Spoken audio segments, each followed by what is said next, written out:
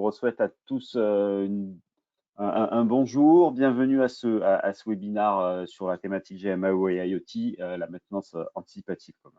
Avantage concurrentiel dans l'industrie 4.0. On a le plaisir de présenter ce webinaire avec notre partenaire Civeco et avec Laurent Créteau, que je vais laisser se présenter. Bonjour, merci beaucoup Jérôme, merci à Sinox de nous avoir invités à participer à ce webinaire IoT. On est vraiment très heureux de pouvoir partager nos expériences avec ici tous les participants et ça va être un bon moment, j'espère. Merci Jérôme.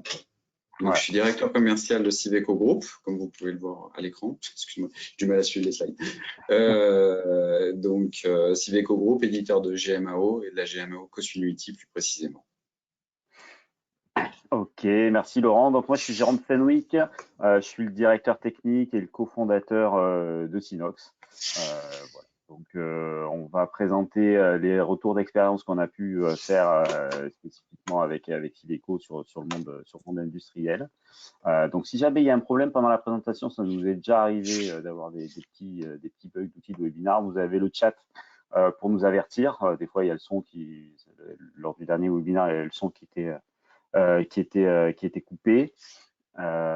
Donc n'hésitez pas à nous avertir via le chat.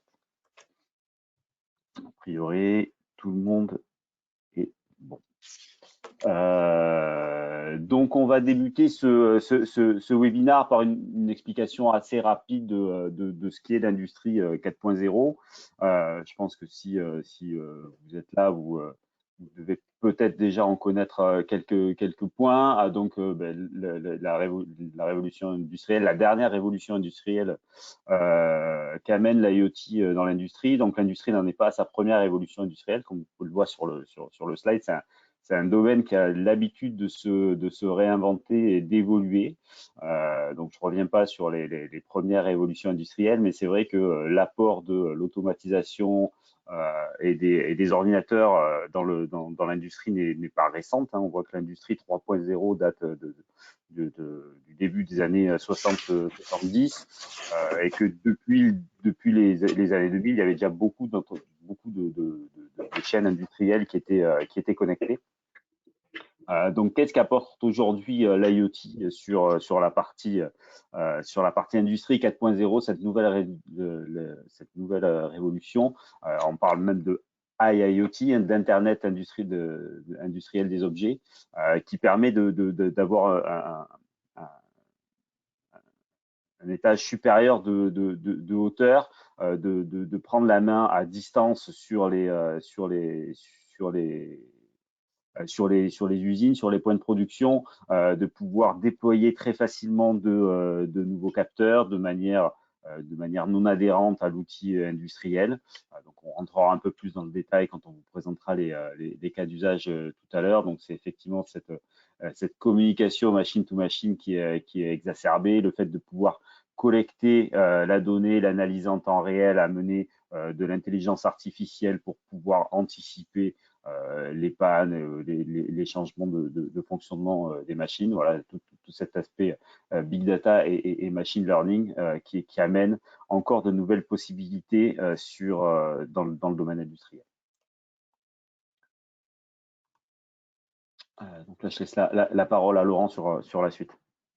Oui, alors aujourd'hui, l'IoT dans le monde industriel, alors comme dans d'autres mondes qui sont concernés par la maintenance de manière générale, on va rencontrer en fait beaucoup de raisons pour la mise en place de l'IoT. Ces raisons, alors elles existaient déjà par l'existence des capteurs, des anciens capteurs, on va y revenir juste après, mais ces raisons aujourd'hui, elles sont vraiment diverses. La mise en place de l'IoT, elle peut être justifiée par quoi? Par une recherche de qualité, une qualité sur la production réellement de l'entreprise. Une recherche dans l'efficience, la productivité, vraiment réussir à améliorer le processus en lui-même au travers de la collecte de la donnée. La sécurité, bien entendu, donc l'IoT peut être un facteur de sécurité de l'humain dans l'entreprise et de l'entreprise elle-même. Apporter de l'agilité, j'expliquerai en quoi là j'utilise ce mot qui est un mot très utilisé actuellement, que ce soit pour la conduite de projet ou autre. On va voir que l'agilité, c'est également une des qualités justement de l'IoT. Et puis, bien sûr, la réduction des coûts de maintenance, hein, parce qu'on ne va pas se mentir non plus, la maintenance a toujours été un secteur dans lequel on a cherché à optimiser les choses, à réduire les coûts, sans pour autant baisser la qualité. Donc, bien entendu, on va essayer de travailler sur ce point-là. Et puis, on a même parfois, on le rencontre assez souvent chez nos clients, des challenges dans l'entreprise, c'est-à-dire pour un même groupe qui a différents sites, un challenge sur qui va déployer le plus de solutions 4.0. Alors, bien entendu, il y a l'IoT et plein d'autres solutions autour du 4.0, mais ça va aussi être un facteur de motivation sur la mise en place de l'IoT. Alors, pour atteindre ces objectifs, l'IoT va être associé à différentes méthodes et fonctionnalités, notamment de la GMAO, bien entendu. Ça va être au travers de la maintenance prévisionnelle, de l'analyse dimensionnelle, du pilotage à distance, comme tu l'as dit, Jérôme, et on va pouvoir voir justement en détail comment on peut implémenter ces choses-là et au travers des solutions qui sont disponibles et des use cases qu'on va présenter tous les deux. Hop. Alors, je continue du coup. Alors, la captation de la donnée de maintenance. Alors, ce qu'il faut comprendre, c'est que on le sait tous, on est des maintenanciers. Les capteurs, ce n'est pas nouveau. C'est quelque chose qui existe depuis très longtemps et ça peut être lié à la GMAO depuis très longtemps. Chez Civeco Group, on fait ça depuis toujours quasiment. Mais par contre, l'association du capteur, on va dire ancienne technologie, qui n'était pas forcément sans fil, wireless ou intelligent, il avait un certain nombre d'inconvénients, sans forcément dire de problèmes, mais en tout cas d'inconvénients, notamment le câblage. Voilà, souvent, somme toute, on avait des capteurs qui devaient être câblés. Une interprétation du signal de la donnée, pas forcément d'uniformisation, des protocoles différents. Des fréquences et des règles de mesure aussi peu modifiables. C'est-à-dire, on avait somme toute des capteurs qui étaient définis pour fonctionner d'une certaine manière. On pouvait, bien sûr, changer certains paramètres, mais il n'y avait pas autant de souplesse que ce qu'on va retrouver aujourd'hui. Et puis, l'utilité, évidemment, on avait de la mesure de tout type, mais il y avait forcément des technologies qu'on n'avait pas jusqu'à présent. Bon, je vais en citer une très simple, par exemple le géopositionnement. Il est évident qu'avec un capteur câblé, le géopositionnement est assez compliqué. Donc, on va pouvoir travailler avec du coup des IoT qui vont vraiment apporter de la nouveauté. D'abord, leur spectre d'utilisation est beaucoup plus large.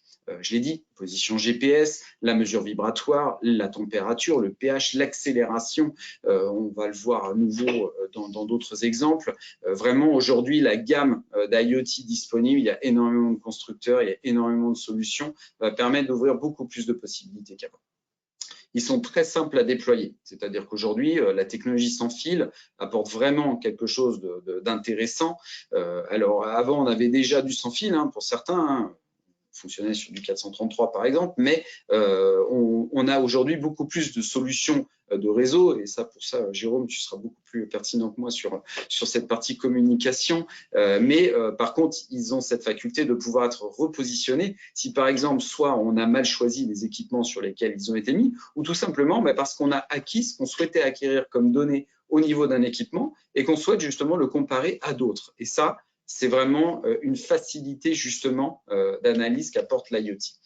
Et enfin, ils vont envoyer donc des données intelligentes utiles qui vont pouvoir être traitées avant et dans la GMAO, c'est-à-dire vraiment au moment de la captation et aussi après lorsqu'ils vont être déversés dans la GMAO. Et donc, pour la communication, comme je le disais, donc plein de moyens de communication, Jérôme, peut-être. Oui, c'est vrai que les gammes de capteurs aujourd'hui se développent. Alors, ça vient du fait que dans le monde de l'industrie, avant, on était, les sondes filaires dont tu parles étaient des sondes de haute qualité avec une haute précision, donc avec des coûts souvent, on était de l'ordre du millier d'euros pour déployer un capteur. Aujourd'hui, c'est vrai qu'on est capable de déployer des capteurs qui coûtent quelques dizaines, quelques centaines d'euros, avec peut-être une qualité et une précision de mesure qui est moindre. Mais voilà, c'est le fait aussi que l'IoT, l'industrie profite du fait que l'IoT se déploie globalement sur la planète, sur la Smart Home, sur la Smart City. Donc, on récupère aussi des technologies et de la massification de ces capteurs-là dans d'autres systèmes. Et donc, on bénéficie aussi de toutes ces nouveautés de réseaux IoT, qui sont dits low power, qui sont capables de fonctionner sur pile pendant plusieurs années et qui vont permettre de pas interférer avec le système électrique de la machine, de pas engager sa garantie, par exemple, voilà, de déployer un capteur tiers, voilà, ça devient très simple à déployer et ça bénéficie de ces nouveaux réseaux IoT dont tout le monde a entendu parler, de Sigfox, de LoRa, de l'arrivée aussi des réseaux bas débit basés sur du cellulaire. Bon, on en reparlera tout à l'heure, mais voilà, effectivement, c'est aujourd'hui le capteur et la révolution, les évolutions et la massification de ces capteurs qui permettent de déployer beaucoup plus facilement et massivement des capteurs dans le monde industriel. Alors, GMAO et IoT, donc quels objectifs, quels bénéfices? Alors, on l'a dit en préambule, les objectifs peuvent être divers. Maintenant, la question, c'est de savoir justement quel objectif, comment. Alors déjà, moi, je le dis souvent hein, quand je parle avec nos clients, vous qui êtes derrière, dommage de ne pas pouvoir vous voir. La GMAO, ça n'est pas juste de la gestion de maintenance. La GMAO, c'est aussi et surtout s'occuper de l'équipement, de l'actif de l'entreprise. Ça n'est pas que de la maintenance. Pour ça, la première chose, c'est d'être capable déjà de dresser le bilan de santé du parc de l'équipement. Aujourd'hui, surveiller cet état de santé, le positionnement des actifs de l'entreprise, l'IoT va le permettre. On va maîtriser la géolocalisation des équipements eux-mêmes, des actifs, parce qu'on peut tout à fait être confronté à des équipements qui bougent, que ce soit de l'outillage industriel ou n'importe quoi d'autre, des containers, des moyens, peu importe. Donc aujourd'hui, justement, cet état de présence, donc ce géopositionnement va être facilité. L'état de santé, comme je le disais, c'est-à-dire qu'on va être capable de définir quelle est, on va dire, la cartographie normale d'un équipement et de pouvoir surveiller si on est toujours dans cette normalité ou si au contraire on est en train d'en sortir. Donc ça, c'est déjà être capable de surveiller cet état de santé des actifs. Ensuite, c'est d'être capable donc de faciliter la captation de la donnée, être réactif et du coup pouvoir déclencher des actions de maintenance. Évidemment, l'action de maintenance, elle peut être essentielle et basique, c'est-à-dire capter l'information pour déclencher une demande d'intervention, un ordre de travail, autre chose, une main courante, peu importe, et aussi collecter de la donnée de capteurs tels que des compteurs, tout simplement, plus rapidement et plus fréquemment, ce qui va permettre justement d'optimiser derrière toute la planification, toute la maintenance qu'on va pouvoir réaliser ou encore justement la réactivité par rapport à la valeur vue. Et du coup, ça va entraîner une augmentation de la sécurité autour de cette mesure qui est réalisée. Autre élément, capitaliser l'information. Capitaliser l'information, par exemple, au travers de la maintenance conditionnelle. Ici, on parle bel et bien d'aller chercher de la donnée qui ne va pas forcément avoir une action immédiate, comme on disait, mais qui va pouvoir être tenue dans le temps de manière à pouvoir améliorer le processus de maintenance, c'est-à-dire être capable justement de collecter de la donnée, de l'agréger de manière à pouvoir réfléchir sur la solution qu'on va pouvoir mettre en œuvre. Donc ici, on a un lien forcément évident entre la GMAO et puis l'IoT, donc pour toutes ces raisons, hein, et enfin piloter donc, la maintenance en elle-même. On va voir donc dans le slide suivant comment on va arriver jusqu'à ces solutions-là.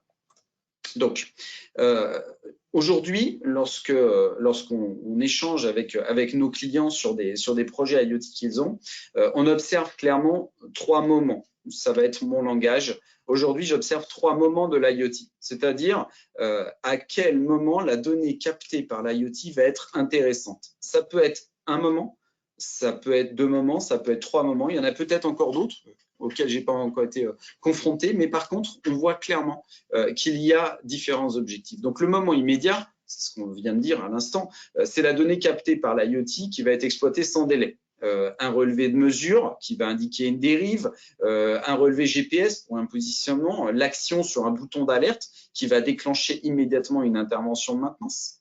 Ça, c'est vraiment le moment immédiat. On a une donnée qui arrive, on réagit. On va pouvoir avoir l'analyse à moyen terme. L'analyse à moyen terme, c'est avant même de parler de maintenance anticipative, j'y reviendrai après. Alors, maintenance anticipative, nous avons l'habitude d'utiliser ce mot chez Civeco Group, où on pourra dire maintenance prévisionnelle.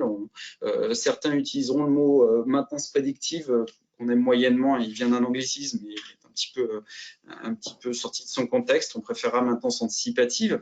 En tout cas, cette analyse à moyen terme va permettre de définir la politique de maintenance qui est appropriée. C'est-à-dire que, justement, l'analyse de la donnée issue de l'IoT va permettre de corriger la politique de maintenance et non pas le fait de maintenance lui-même. Ici, la collecte, la capitalisation vont fournir un retour pour prendre les mesures adéquates. Et si la donnée est captée, elle peut être utile immédiatement, sa conservation va l'être tout autant. L'agrégation des données remontées, elle va passer derrière dans de l'analyse dimensionnelle, ce qu'on appelle également de l'analytics, et elle pourra donc optimiser cette politique, les fréquences de maintenance qui seront opérées sur les équipements, et aussi optimiser la fréquence des relevés des IoT eux-mêmes. Ça veut dire que si on est parti sur une certaine logique de prise de mesure au travers des IoT et que par rapport à ce qu'on a pu observer, on considère que finalement cette mesure n'est pas adaptée, elle devrait être plus fréquente, moins fréquente justement, on va être beaucoup plus réactif au travers justement de cette analyse entre la donnée collectée à moyen terme et l'effet de maintenance. Enfin, on va pouvoir avoir bien entendu la donnée utile à long terme. Et là, c'est plus juste conserver la donnée pour l'analyser, mais c'est la capitaliser dans le sens de dresser une cartographie. Cette cartographie, elle va permettre de dresser, comme je l'ai dit, le bilan de santé du parc équipement en le comparant avec le modèle type.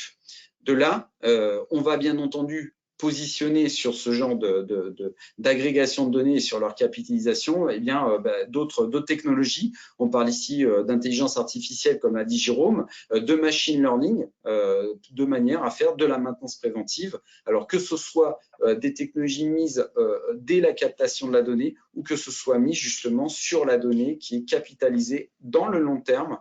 On sait aujourd'hui, hein, vous le savez, dans la GMAO, l'historique est important. Et bien ici, l'idée, c'est de pouvoir non plus travailler uniquement sur l'historique des faits de maintenance, les ordres de travaux, les interventions, mais aussi sur l'historique de la captation de la donnée. Voilà.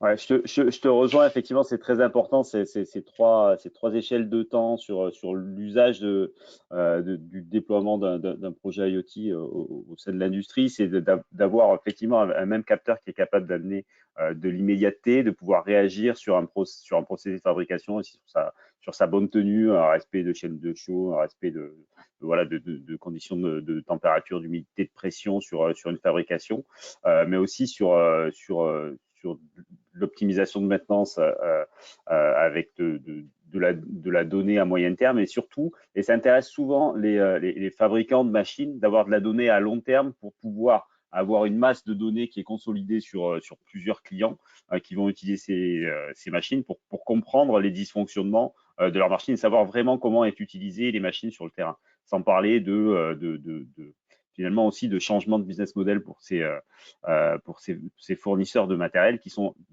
derrière capables de fournir des machines avec des consommables qui sont toujours disponibles, avec une meilleure optimisation des services de maintenance qui vont derrière.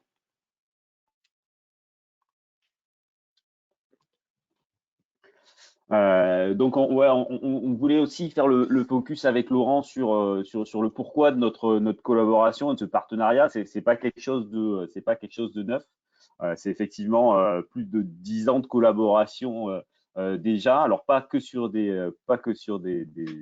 domaine de l'IoT, mais c'est vrai que du coup, nous chez Sinox, on travaille sur des plateformes IoT depuis 2009, donc on a une grande expérience et on a su anticiper au plus tôt et voir au plus tôt la plus-value d'intégrer des solutions de management de device IoT et de data autour de l'IoT avec la GMAO, forcément dans le domaine industriel.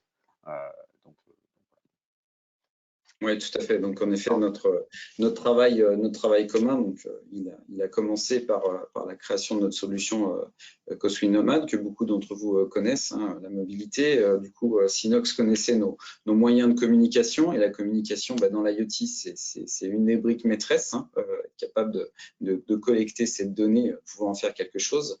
Et puis, en effet, du coup, pouvoir échanger les données de manière à avoir le meilleur rendu possible.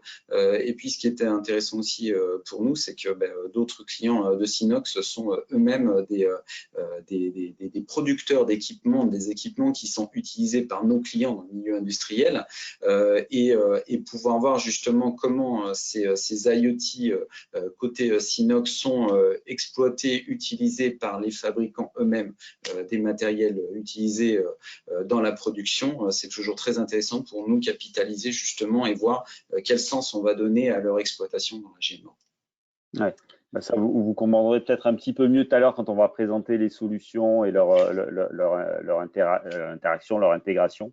Tout l'avantage d'avoir une solution de pilotage vraiment des devices et des données de l'IoT et de pouvoir pousser finalement des données à forte valeur ajoutée vers la GMAO pour amener toute cette pertinence sur la gestion de la maintenance et l'intervention au bon moment sur les assets. Donc voilà. Alors je vois qu'il y a des premières questions qui arrivent dans le chat des questions, donc n'hésitez pas à les poser. Il y a un moment prévu à la fin du webinaire pour y répondre. Donc on passera les questions qui y sont. N'hésitez pas à les poser en cours de route quand vous les avez bien à l'esprit par rapport à la thématique. On y répondra à la fin. On passe au use case, Jérôme? Ouais. Ok, alors le premier use case, c'est moi qui vais le présenter. Donc ici, c'est un cas d'école que l'on a rencontré chez un de nos clients. Alors c'est un cas d'école parce que finalement il concerne beaucoup d'entreprises qui font de la production. Alors après on peut extrapoler très facilement, hein. Mais ici le use case qu'on veut vous présenter, en fait, c'est un client qui souhaitait en fait fiabiliser la mesure de pH d'un bain de chimie. Donc ce sont des clients qui en fait ont un processus industriel dans lequel leur production doit absolument avoir un traitement de surface pour une question purement sanitaire en fait de leur production. Et du coup, le risque, c'est qu'un mauvais traitement entraîne un défaut de produit qui est récupérable, une perte de qualité, une perte d'image vis-à-vis justement de ce que fait cette entreprise qui est connue pour le haut de gamme justement de sa production. Du coup, il y a forcément un enjeu derrière qui est financier, c'est-à-dire la perte du produit qui a été traité et qui a été maltraité. Le deuxième enjeu autour de ça, c'est l'arrêt de production, bien entendu, parce que si on a fait un bain de chimie incorrect avec un traitement de surface incorrect, il faut arrêter la production pour pouvoir corriger ce défaut. Il peut y avoir, c'est aussi possible si on arrive dans des extrêmes et ça arrive, un coût de recyclage justement des produits chimiques parce qu'on ne peut plus justement le corriger et ça signifie donc vider des bains de chimie pour les remplir derrière. Donc le coût du recyclage des produits, le coût de remplissage à nouveau, donc pendant tout ce temps, un arrêt de production. Alors, autour de ça, la problématique, c'est quoi? Donc là, on vient de voir l'enjeu financier et la problématique, c'est d'avoir la mesure de valeur telle que le pH qui ne doit pas se limiter à 1 ou 2 fois par jour. Objectivement, le processus qui était suivi jusqu'à présent par cette entreprise, c'était d'avoir quelqu'un qui était spécialisé là-dedans, qui allait faire les mesures de pH dans les bains, une fois le matin, une fois le soir, pour voir comment on était. C'est pas rare hein, comme cas, c'est-à-dire qu'on pourrait se dire il y avait qu'à mettre justement des capteurs. Oui, il y avait qu'à, mais finalement tout le monde n'en met pas. Et puis au-delà de ça, il y a une fois qu'on a mesuré le pH, il faut se dire que on n'est pas toujours capable de remonter cette valeur de manière instantanée. Et du coup, il faut les enregistrer et puis il faut les traiter. Donc il y a premièrement, donc, aller chercher la donnée, aller la mesurer. Deuxièmement, la rapatrier dans la GMAO ou un autre système, la traiter pour voir si elle est juste, pas juste. Et tout ça, c'est un coût humain fixe pour un résultat qui est très aléatoire. Parce que dans tous les cas, la mesure de pH, on va la faire. C'est-à-dire que le pH soit correct ou incorrect, la personne ira, va prendre ce temps, va faire un recensement et on aura dans tous les cas passé quelque chose. Donc, c'était ici toute la problématique qu'il y avait autour de ce cas d'école. Alors, l'objectif de notre client, c'était, comme on l'a dit ici, être capable de détecter le plus tôt possible un écart de pH sur ces bains de chimie, et puis, bien évidemment, éviter de faire des tournées pour rien. Pour ça, on a mis une solution en œuvre. Jérôme, si tu peux changer de slide. Ouais. Donc, par rapport à ce cas d'école qui nous a été présenté, avec Sinox, en fait, on a déroulé notre analyse de manière à pouvoir justement trouver une solution simple, rapide à déployer pour pouvoir résoudre ça et même aller plus loin.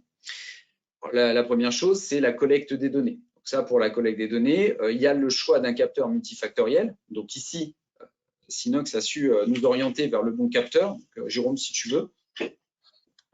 Oui, mais alors c'est effectivement le point d'entrée en général sur le déploiement d'un nouveau cas d'usage, c'est de comprendre le problème et de trouver la bonne sonde au bon prix qui sera capable de récupérer cette donnée-là. Donc là, on est parti sur des boîtiers Libelium qui sont capables d'avoir des sondes étalonnées, ce qui est important, qui peuvent être aussi réétalonnées, des sondes qui sont remplaçables pour pouvoir mesurer le pH, la température et le maintien, je dirais, en bonne condition du benching. Ça, c'est quelque chose qui est important de voir dès le début, c'est d'avoir la bonne sonde avec le bon niveau de qualité par rapport au service attendu. Et puis ensuite, de trouver la bonne connectivité. Donc, l'avantage de ces boîtiers-là, c'est qu'on a aussi un petit peu le choix dans la connectivité. Donc, on a vu dans le slide précédent qu'une mesure 1 ou 2 fois par jour était pas suffisante, mais qu'on n'était pas non plus obligé d'avoir une mesure toutes les secondes pour maintenir le benchimie. L'évolution est assez lente. Donc, la contrainte, c'est d'avoir une mesure au moins toutes les 30 minutes, ce qui fait une différence par rapport à ce qui était fait avant manuellement, qui était importante. Donc, on est parti par rapport à la topologie d'usine sur l'utilisation d'un réseau LoRaWAN avec une passerelle qui avait une carte SIM qui pouvait remonter. Donc, on pouvait, avec un dispositif assez simple, recenser un certain nombre de benchimie facilement. Voilà. Et ensuite sur le reste est assez plus classique. Hein. Donc après, c'est remonter de la donnée sur toute une infrastructure sécurisée et certifiée en termes de sécurité sur le data center de stockage, le pilotage par nos plateformes. Donc Momentum IoT qui est la plateforme de device management, donc, qui permet de déployer, de superviser et d'autoriser sur les réseaux les objets, et puis la plateforme de traitement de la donnée qui va décrypter ces données, parce que derrière chaque capteur, on n'est pas aujourd'hui dans un monde où l'interopérabilité est encore assez présente. Donc derrière chaque capteur, on a encore des protocoles propriétaires. Donc ça, c'est notre travail d'intégrer tous ces capteurs-là dans nos catalogues pour pouvoir qu'ils soient déployables en plug and play facilement, et ensuite de pousser cette donnée vers Coswin pour qu'elle puisse faire son travail de GMAO, d'intervention, de demande de travaux, etc. Oui, alors ce qu'on voit, c'est que donc on est parti sur une mesure toutes les 30 minutes du pH. Donc on est quand même en train de comparer une mesure qui était faite 2 fois par jour manuellement à une mesure qui est faite en automatique toutes les 30 minutes. Ce qui est vraiment un gros écart. Et puis là, c'est pas 7 ou 8 heures par jour, c'est en permanence, même la nuit. Donc pouvoir surveiller ce pH de manière beaucoup plus forte. Du coup, si tu peux changer de slide, Jérôme. Oui. Je te remercie. Donc, quels sont les premiers résultats obtenus sur ce use case? Premièrement, donc l'économie, comme on l'a dit, d'une prestation de relevé de mesure 2 fois par jour, et le compte rendu. Ça peut paraître rien, cependant, il faut savoir que c'est une usine qui est très étendue, sur laquelle on a travaillé, et c'est à peu près 2 heures par jour qui étaient passées par la personne en charge de ces relevés-là. C'est somme toute 2 heures par jour qui sont économisées. La deuxième chose, c'est un gain énorme d'élimination des pertes de bain. À ce jour, on n'a pas entendu de nouvelles pertes de bain parce que justement, le pH est surveillé de manière beaucoup plus assidue et du coup beaucoup plus facilement corrigeable par cette fréquence de relevé. C'est plus de 70% de réduction des temps d'arrêt dû à la correction de pH. C'est-à-dire que jusqu'à présent, les temps de correction de pH étaient très importants du fait justement de la dérive importante qui était opérée. C'est-à-dire qu'il y avait vraiment des mesures importantes qui étaient à prendre, alors que là, du fait que dès que ça commence à varier un peu, ils ont la possibilité justement de corriger cette valeur et du coup, je vais dire d'optimiser justement le temps passé et également les produits de correction de pH. Et enfin, tout bêtement également, la réaffectation des ressources de maintenance sur des tâches à plus forte valeur ajoutée. C'est-à-dire que plutôt que d'aller en effet prendre un pH qui n'était pas forcément utile, je le répète, c'est-à-dire que le pH ne varie pas en permanence, enfin pas dans des valeurs qui sont problématiques. Ici, on a la possibilité justement de réaffecter les ressources de maintenance à d'autres activités. Ça, c'est le résultat aujourd'hui. Quelles sont les prochaines étapes? Les prochaines étapes, c'est être capable de piloter à distance la correction du bas. Aujourd'hui, ce n'est pas encore fait, mais c'est vraiment l'étape suivante. Aujourd'hui, le résultat de ce qui a été fait est concluant. Donc, du coup, notre client souhaite aller plus loin. La deuxième chose, c'est acquérir et analyser les mesures multifactorielles et environnementales via la maintenance conditionnelle et l'analytics. Alors, ici, ce qui est intéressant, en fait, c'est d'être capable de comprendre pourquoi le pH varie. Est-ce que c'est lié à la production? Est-ce que c'est lié à l'environnemental, chaleur, l'humidité, etc. Donc ici, l'objectif va être d'aller prendre plus de mesures pour essayer de faire une corrélation entre ces différentes mesures et justement anticiper cette correction de pH plutôt justement que d'être en mode réactif. Et puis, évidemment, prochaine étape, ça va être d'étendre l'utilisation des IoT à d'autres problématiques de l'entreprise. Ces autres problématiques, ça va être quoi? C'est par exemple la charge des batteries de secours. Pareil, aller vérifier l'état de charge des batteries de secours, pas très intéressant, beaucoup de temps perdu, donc avoir une surveillance plus active là-dessus. La surveillance des équipements sous pression, qui aujourd'hui est un sujet qui revient de plus en plus souvent. L'auto d'encrassement des filtres, et la qualité de l'eau. Pour le lavage, par exemple, des produits finis, être capable de vérifier la qualité de l'eau. On ne parle pas seulement de pH ici, je ne suis pas un spécialiste de l'eau, mais on va ici avoir justement d'autres types de capteurs qui vont être capables justement d'analyser l'eau qui va être utilisée pour le lavage du produit fini. Voilà. Donc ça, c'était le premier use case qu'on voulait vous présenter. Jérôme, je te laisse passer au second. Oui, j'enchaîne au deuxième use case. Donc, il y a un use case industriel également qu'on traite avec notre client chez Sinox qui s'appelle Savoie Transmission, qui est un mainteneur en fait externalisé pour les entreprises, enfin, pour les industries. C'est un use case voilà, sur lequel on va travailler à l'intégration dans CoSwin pour justement qu'il y ait une chaîne complète de valeur et de compléter la chaîne de valeur qui est aujourd'hui mise en place.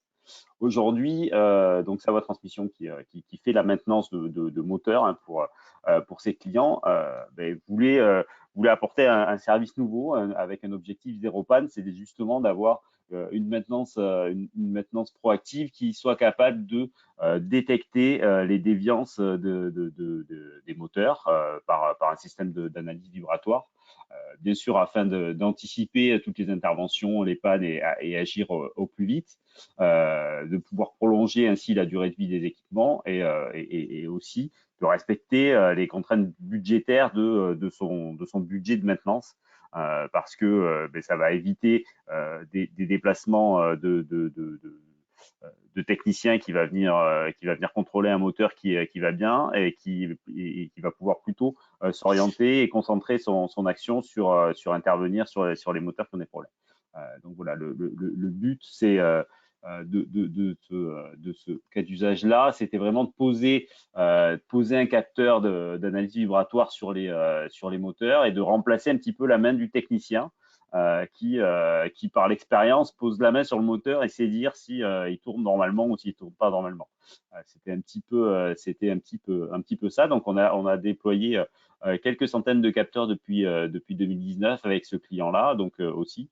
Donc là, comme vous pouvez le voir à l'écran, donc c'est vraiment un capteur qui va se résiner sur le moteur hein, avec une colle spéciale pour éviter l'absorption des vibrations ou être au plus près des vibrations du moteur et qui va pouvoir analyser le mode normal et qui va pouvoir voir les déviations, qui va pouvoir voir les chocs, par exemple, que va encaisser le moteur et pouvoir remonter cette information au mainteneur.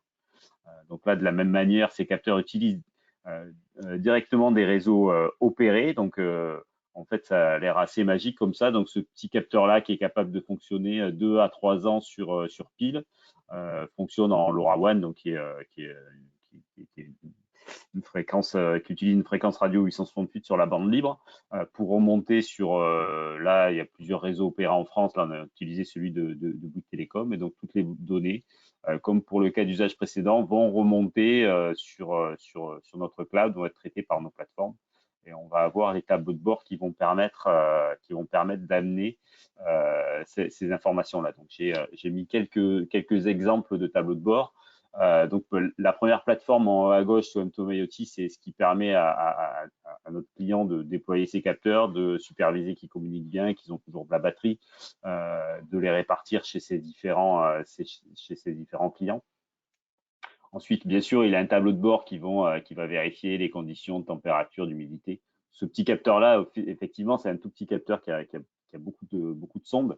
Donc, j'ai parlé des vibrations qu'on voit avec des calculs de mesures quadratiques sur les 3 axes. Donc, on peut aussi vérifier et détecter les temps de fonctionnement de moteur qu'on voit assez clairement sur les graphiques.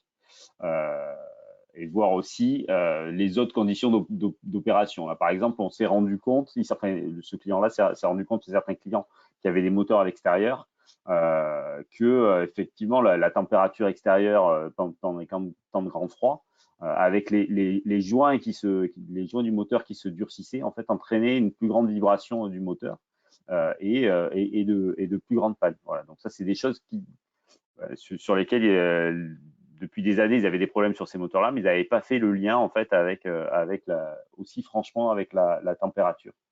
Voilà. Et puis il permet aussi d'analyser. Il a un capteur électromagnétique qui peut détecter aussi des variations de champ magnétique à proximité du moteur. Donc ça a souvent une importance par rapport au moteur. Si on met une nouvelle machine qui va entraîner des perturbations électromagnétiques, on va pouvoir le détecter ou voir si les conditions électromagnétiques sont assez fiables, ce qu'on ne voit pas sur le bas de la capture d'écran, parce que je n'ai pas de défilement sur les images, mais ça analyse aussi les chocs. Donc, ce capteur est capable de détecter les coups de butée que va prendre le moteur au démarrage ou à l'arrêt. Et on va pouvoir faire aussi des améliorations là-dessus. Donc, derrière tous ces tableaux de bord, des alertes sont paramétrées pour détecter les déviances. Et puis, il y a ce deuxième tableau de bord qui analyse les variations, justement, des vibrations, des chocs et de la température. Donc, en un seul coup d'œil, là, notre client s'est fait un tableau de bord où il peut lire sur une machine si les conditions sont similaires ou s'il y a eu des problèmes assez facilement sur ces machines-là. Et puis, faire des comparaisons aussi sur des machines identiques déployées sur des clients différents. Voilà. Donc, les résultats obtenus, forcément, c'est une anticipation, donc une diminution sensible des arrêts de production, une optimisation des plannings d'intervention. Ça, c'était le but initial.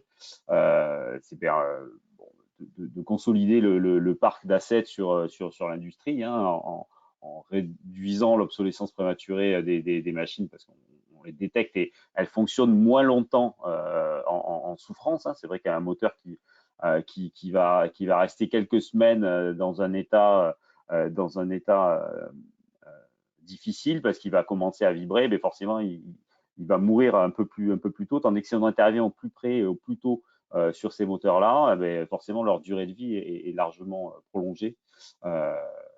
Donc, voilà. Et c'est effectivement la satisfaction des clients qui va derrière, puisque finalement, ils ont cette garantie de production. Et notre client a changé son business model, ça c'est aussi important.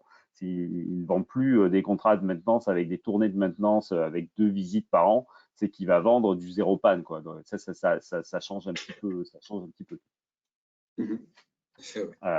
Voilà. Donc, je suis passé assez vite, donc on verra si vous avez des questions, n'hésitez pas, parce qu'au niveau timing, on commence à être un peu serré. Il va falloir, on a rogné un petit peu sur le temps des questions, donc on va passer aussi assez vite sur les présentations des sociétés. Oui, on fait très vite. Donc, Civeco Group, la majorité d'entre vous nous connaissent. Spécialiste de la GMAO, on ne fait que ça depuis 1986. Voilà, les chiffres sont là. Donc aujourd'hui, on se présente comme un acteur sérieux de la GMAO et de l'IoT et à plus large titre, puisqu'il y a une question là-dessus sur l'industrie 4.0. Voilà. Je t'en prie. Ok, donc Sinox un petit peu moins connu mondialement que Civeco. Donc effectivement, nous, on a quand même 14 années d'expérience initialement dans la mobilité, puis très rapidement sur le M2M et l'IoT. On a plus de 600 clients qui utilisent nos plateformes. Aujourd'hui, plus de 60 000. On a passé les 78 000 même le mois dernier sur le nombre d'objets connectés que gèrent nos plateformes sur les plateformes SaaS. On est capable aussi d'aller déployer des plateformes intégrées sur les infrastructures de nos gros clients. Il y a un slide derrière avec nos principales références. Voilà, donc comme je disais, notre travail, c'est d'intégrer tous ces capteurs pour qu'ils soient facilement déployables, utilisables en quelques clics sur étagère. Donc aujourd'hui, on a plus de 450 types de capteurs qui couvrent un grand nombre de cas d'usage dans l'industrie et dans tous les autres domaines que l'on sait gérer. Voilà, donc là, effectivement, quelques références côté Smart Industry, mais pas que, parce que nous, on a effectivement une plateforme plutôt horizontale qui sait amener la gestion de la technologie et pousser derrière finalement les données à valeur ajoutée vers les applications métiers. Alors, on passe aux questions, Jérôme. On passe aux questions. Effectivement, il y en a quand même pas mal. Alors, sachez que si on n'arrive pas à répondre à toutes les questions, et je pense pas, je présume pas, mais je pense pas qu'on y arrive. On a le nom des personnes qui ont posé les questions avec les emails, donc on répondra à froid aux questions et on pourra échanger avec vous. Donc la première question qui a été posée, si tu veux, Jérôme. Ouais, donc c'est concrètement comment sont traitées la masse des données BI. Est-ce que de l'IA est employée? Alors, comme par contre on n'a pas le timing, donc je vais répondre de manière générale parce que le timing correspond peut être important par rapport au déroulé de la présentation. Donc, la masse des données peut être traitée en effet soit par du BI ou de l'analytics ou par de l'IA en effet. Alors pourquoi je dis peu? Parce que, alors par exemple dans le use case, le premier use case qui a été présenté, non, il n'y avait ni analytics ni IA dans ce processus, parce que là, vraiment, on est justement dans la réaction par rapport à la mesure.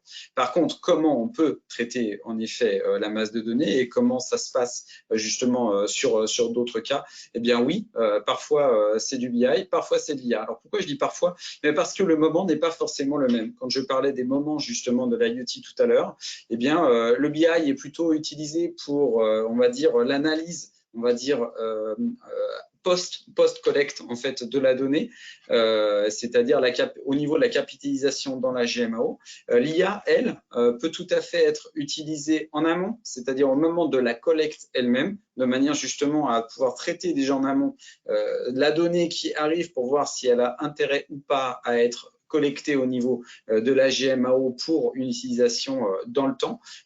Et de la même manière, elle peut être utilisée plus tard, par exemple pour le machine learning. Donc, c'est bien deux solutions différentes selon ce que l'on veut faire. Ouais. Donc, effectivement, alors, je vais répondre de notre point de vue sur la masse de données. Donc, effectivement, aujourd'hui, l'IoT et le nombre de devices qui sont déployés font qu'on atteint rapidement des masses de données très importantes. Et nous, toute l'architecture de notre solution, je ne vais pas rentrer dans les détails techniques, mais sur les moteurs, nos SQL de traitement de données, les gestions de files d'attente de messages, les microservices, etc., sont vraiment conçus pour traiter un très grand nombre de données, analyser un très grand nombre de données. Sur la partie IA, on a développé des modules qui sont très simples pour faire de l'IA et de la projection sur des données par rapport à un historique. Mais on se rend compte que, en particulier dans le domaine de l'industrie, ce sont vraiment des projets à part entière. Et dans ce cas-là, nous, on travaille beaucoup aussi avec des partenaires qui sont spécialistes de l'IA et qui vont travailler avec vous le recueil des besoins et la mise en place des algorithmes spécifiques qui vont être intégrés finalement dans la chaîne de valeur et qui vont venir s'enrichir parce que l'IA va venir enrichir avec des données complémentaires les données brutes qu'on recueille. Deuxième question, je pense qu'elle est pour toi aussi. Ouais. L'avancement de Coswin dans l'industrie 4.0 aujourd'hui, l'avancement de Coswin dans l'industrie 4.0, ça fait déjà plus de 5 ans maintenant qu'on a lancé Coswin Smart Generation. Et derrière ce titre, eh bien, en effet, c'est toute l'intégration possible de l'industrie 4.0 au travers de la GMO Coswin 8. Ça veut dire aujourd'hui travailler, comme on vient de le dire, sur l'IoT, mais aussi travailler sur d'autres sujets comme le BIM, comme le BI, l'analytics, comme le SIG, comme le machine learning. Donc en effet, ici, on intègre toutes ces technologies dedans. Et puis, il y en a d'autres qui sont à venir. Et comme ce n'est pas le sujet du webinaire, on fera des communications très prochainement justement sur les nouvelles technologies qui vont être implémentées dans le logiciel. Alors, la suite, je vais la prendre. Bonjour, sur quelle fréquence les capteurs peuvent-ils se connecter? Alors, je ne sais pas, c'est vrai que j'en ai pas beaucoup parlé. Je vais essayer de revenir sur ce slide-là. Voilà, donc là, effectivement, nous, l'avantage, c'est que notre plateforme de device management, elle est faite pour gérer, son objectif, en tout cas, son ambition, c'est de gérer tout type de capteurs, sous tout type de réseau, tout type de technologie. Donc, c'est effectivement de pouvoir gérer la sécurité et le provisioning de ces objets-là sur des données, sur des réseaux qu'on appelle dédiés IoT, LP WAN, Sigfox, LoRa, etc., mais aussi de continuer à utiliser des objets qui vont communiquer en cellulaire, qui vont communiquer en Wi-Fi, qui vont communiquer en Bluetooth, qui vont, voilà, on est capable de gérer toutes les technologies qu'on voit à peu près à l'écran. Et bien sûr, les technologies qui arrivent, donc tout ce qui est LP WAN sur réseau cellulaire, hein, vous avez certainement entendu parler de LTE-M, de NB-IoT, qui sont vraiment des technologies qui arrivent assez fortement. Et également, tout ce qui est IoT satellitaire. Donc là, dans le monde de l'agriculture, c'est quelque chose qui arrive assez fortement. Voilà, donc nous, effectivement, notre plateforme a pour vocation de vous faciliter cette technologie, l'accès à cette technologie en étant complètement intégré et transparent pour vous. Voilà. Ensuite, pour notre client local qui nous demande de le recontacter, la réponse est oui. J'ai bien noté, on va le recontacter. Ensuite, la question, bonjour, c'est une seule plateforme de stockage entre les capteurs et la base Coswin.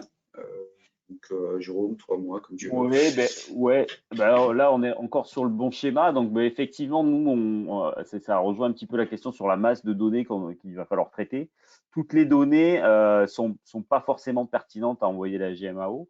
Donc, nous, on va recevoir, on va stocker, on va traiter toutes ces données-là. Et justement, par rapport à l'usage, on va être capable d'envoyer une consolidation à la minute, à l'heure, des alertes uniquement vers la GMAO pour qu'elle fasse son travail et qu'elle fasse son métier. Donc, mais après, derrière, on essaye d'éviter effectivement d'avoir trop que la donnée soit stockée et traverse trop de couches, hein, pour des raisons de sécurité, pour des raisons de RGPD ou de propriété de gouvernance de données.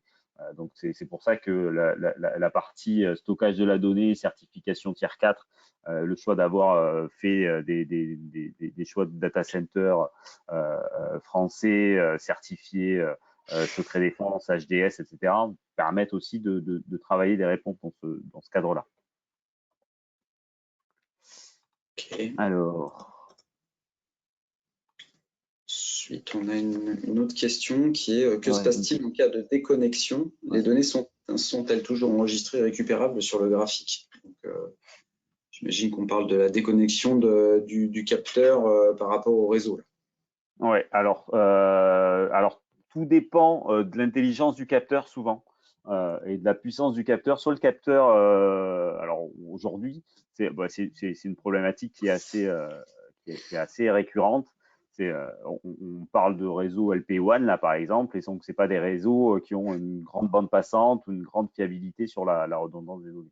Donc beaucoup de capteurs aujourd'hui, et ça fait partie du choix du capteur aussi en fonction des contraintes du cas d'usage. Hein, ils sont capables d'enregistrer, de réémettre un historique, d'avoir des accusés de réception pour pouvoir réémettre si la donnée n'a pas été mise, n'a pas été acquittée par le serveur. Donc il y a effectivement des capteurs très simples qui vont jeter une bouteille à la mer. Et si vous avez l'info, vous avez l'info.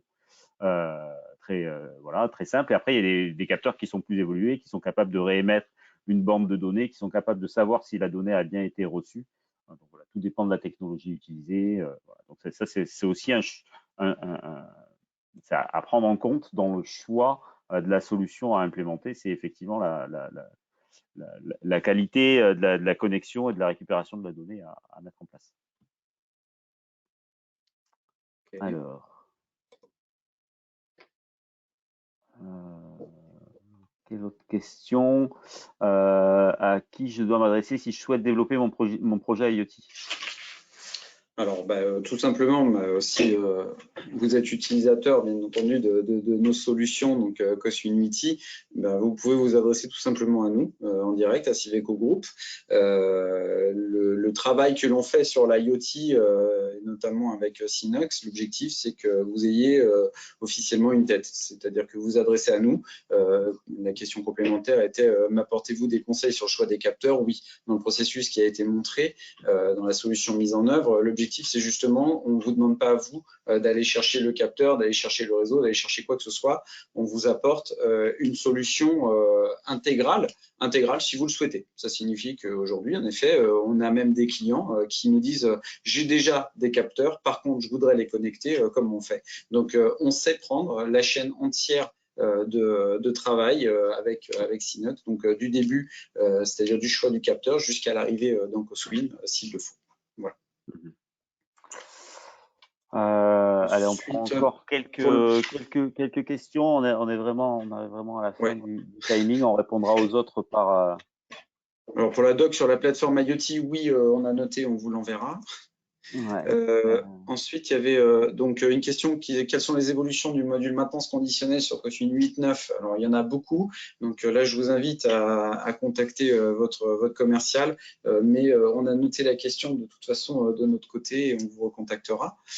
Et ensuite, la question sur la confidentialité des données est particulièrement intéressante. Effectivement, avec Airbus, on travaille avec EDF dans le domaine du nucléaire, du thermique. Donc, il y a effectivement la solution SaaS qui n'est pas forcément adaptée à tous les cas d'usage. Sur certains gros industriels qui préfèrent installer sur leur IT en interne, maîtriser la sécurité, c'est justement quelque chose sur lequel on est complètement compliant et sur la partie Coswin et sur nos plateformes. Donc, on est capable d'aller déployer et installer quelque chose en interne sur l'IT des clients. C'est ce qu'on fait. Nous, dans le domaine de la Smart City, les villes aussi ne souhaitent pas que les données des capteurs qui soient dans la ville soient accessibles via du SaaS, etc.